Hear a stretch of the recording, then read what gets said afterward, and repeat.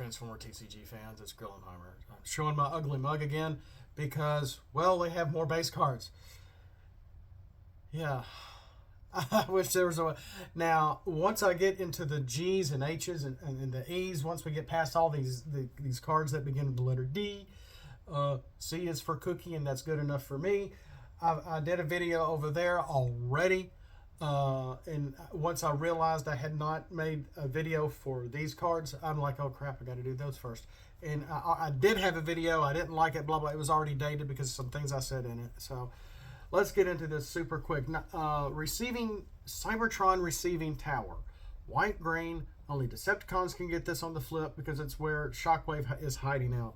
So, and where he wakes up out of his slumber. So anyway, at the start of turn, a player may take a base card from their scrap and put it in their hand. So you're not able to play it because you can only play a base card at the start of your turn. Remember, I don't know if I have that video out yet or not, but I have made it official. You can only play a base card at the start of your turn. You cannot play it on the main phase for drawing after you draw your card.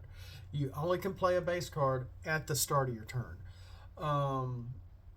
So if you don't have a base card, or you've got one, well, like this one is a Decepticon. If you've got a mixture of factions, and you flip this with an Autobot or a Mercenary or something along those lines, and you're playing, say, Mercenaries and Decepticons, this got flipped, you won't be able to get it because it's a Decepticon symbol. So at the start of a turn, a player may take a base card from their scrap and put it in their hand. So it would have to be another one or a duplicate. You could have 3 of these to be your 3. That would be kind of redundant, but each Decepticon does have stealth while untapped. So that's one of the main draws. This one is a nice of all the multi abilities that I have in these base cards. This is probably one of the better ones because not only can you get one you couldn't get off a flip before, maybe there's another green pip card or a weapon or something. You're like, oh gosh, I need this. Oh gosh, I'll just have to give up the base card. I've got this in the wings. I haven't seen it yet. Okay, and we can check our scrap at any time. In the meantime, each Decepticon does have stealth while untapped. So there's that. The Cybertron Receiving Tower. Cybertron's third moon is blue and green. I feel like did I go over this one before? I can't remember. Gee. Each Autobot and Decepticon in alt mode has tough 2 for battle. So you need to pull out those hold the bridge cards. Mercenary upgrades cannot be played by either player. This is a double faction card. So it's an Autobot and Decepticon. So the Cybertron third moon, just like Cybertron, can knock out Cybertron Autobot base, the Arc, or Decepticon HQ. Because they both will say these battle cards can't be played. These battle cards can't be played. Well, this is both. So an Autobot card can swap out an Autobot card. A Decepticon card can swap out a Decepticon card. Even though it may be the other faction also, the opposite is trumping the other. Okay? So this is how that works. But this is only stopping mercenary upgrades. Not just all battle cards, mercenary upgrades. So you can still play those mercenary opportune cards, which are action cards. But I remember I made 2 mercenary upgrades, opportunistic cards, of which are both pretty interesting. I like those pretty well. I think they seem pretty pertinent to the game. You're not going to be able to play them with Cybertron's third moon in play. In the meantime, if you do have something, you're like, well, this only is going to give my Decepticons bold 1. Do I want to knock this out? And you're like, it's your opponent's card. It's like, well, it's going to give my Decepticons tough 2. Let's leave this in. Or you just got the tough 2 off of it because this one is a nice immediate. Once it's played, it's going to help your opponent. It's probably going to help your opponent defend. Of course, then again, Pierce gets through defense. So if you got some Pierce, they get to flip 2 more for their Autobots or Decepticons against your characters. Pierce is what's going to matter here. I think this seems to be a fairly interesting in a direction in the game that just feels correct. It just feels right. I can't explain it any other than that. Cybertron the Maze. Orange, green pip Decepticons each have bold 1. Ranged and motorcycles each have -1 tough for battle, and a character can't have tough below 0. I've tried this one out a little bit. It was kind of nice. It boosted my Decepticons by 1, bold by 1. But I did have Flame War on my team. She was in motorcycle mode, but she had no tough, so there was no tough to be negative about. Okay, so Cybertron the Maze. Cybertron Wasteland. Yeah, I just walked out on Cybertron one day and took a picture. This is a black and green. Only the Decepticons can get this on the flip. Reduce each rescue patrol total Pierce by 2 until end of turn.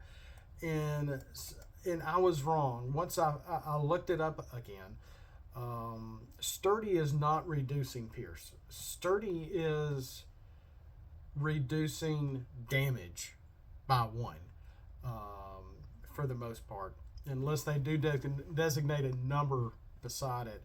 So if it's Sturdy 2, your attack, your total damage is 6, now it's 4, etc., etc. I think that does include factoring in Pierce. But, so that, I was wrong about Sturdy. Each Decepticon has tough 1 for battle. So, again, defensive base cards are hard to use. If your opponent is going to knock them out with an action card, with an upgrade, we have an upgrade now, or just with another base card. Okay, it's now not just a battle of upgrades, it's now a battle of location, battle of the base cards. Darksyde, I've got this done. The Darksyde is the Predacon ship from Beast Wars. It is an orange and green pip. It is going to give +1 to defense. Each Predacon has +1 to defense and bold 2. This is pretty strong. Each Predacon has +1 to defense and bold 2 for battle, so it's going to help them aggressively and defensively. Bold 2 seems kind of strong for a base card. I'm not going beyond bold 2. Maximal upgrades cannot be played by either player. So, the dexterity of Dinobot can't be played. So that should be a maximal card. Except, cards like that, base that off agility of Bumblebee kind of stuff. So there is finally Darksyde. I think Dark Universe is one of the first ones we ever went over. And it is a black and green pip. Only mercenaries can get this on the flip. Only mercenaries can pull the Dead Universe, unless you just draw it. Draw it? No, I'm just kidding. Each mercenary has stealth while untapped. Mercenary cards can't be played by either player. So while you may have mercenaries on your team, and you've got the opportune cards, you have my opportunistic cards, and you've got the Dead Universe, and maybe you have some other stuff.